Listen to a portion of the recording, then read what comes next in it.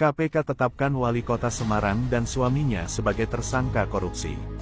Komisi Pemberantasan Korupsi (KPK) menetapkan Wali Kota Semarang, Hefrita Gunaryanti Rahayu alias Mbak Ita, dan suaminya sebagai tersangka dalam kasus dugaan korupsi pengadaan barang dan gratifikasi di lingkungan pemerintah Kota Semarang. Penetapan ini dilakukan setelah serangkaian penggeledahan dan penyidikan yang melibatkan beberapa pejabat lainnya. Pada Rabu tanggal 17 Juli KPK menetapkan Wali Kota Semarang, Hefrita Gunaryanti Rahayu alias Mbak Ita, dan suaminya sebagai tersangka dalam kasus dugaan korupsi di lingkungan pemerintah Kota Semarang.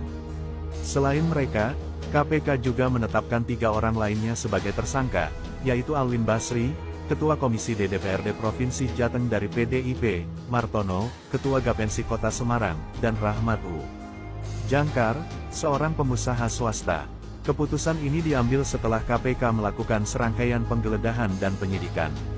Wakil Ketua KPK, Nurul Gufron, mengonfirmasi bahwa tim penyidik KPK melakukan penggeledahan di rumah dan kantor Wali Kota Semarang pada Rabu tanggal 17 Juli.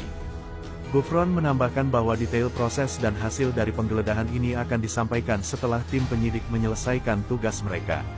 Selain Wali Kota Semarang dan suaminya, KPK juga menetapkan Alwin Basri, Martono, dan Rahmat U. Jangkar sebagai tersangka dalam kasus ini. Berdasarkan informasi yang diperoleh redaksi, ketiganya diduga terlibat dalam korupsi yang merugikan keuangan daerah. Proses penyidikan ini telah dimulai jauh sebelum penetapan tersangka.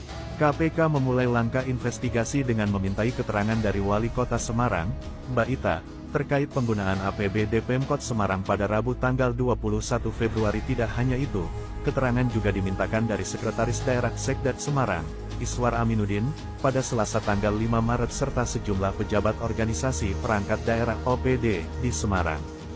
KPK menduga bahwa ada penyalahgunaan anggaran APBD dalam proyek-proyek di lingkungan Pemkot Semarang yang melibatkan para tersangka. Proses penyidikan masih terus berlanjut untuk mengungkap lebih banyak detail mengenai kasus ini.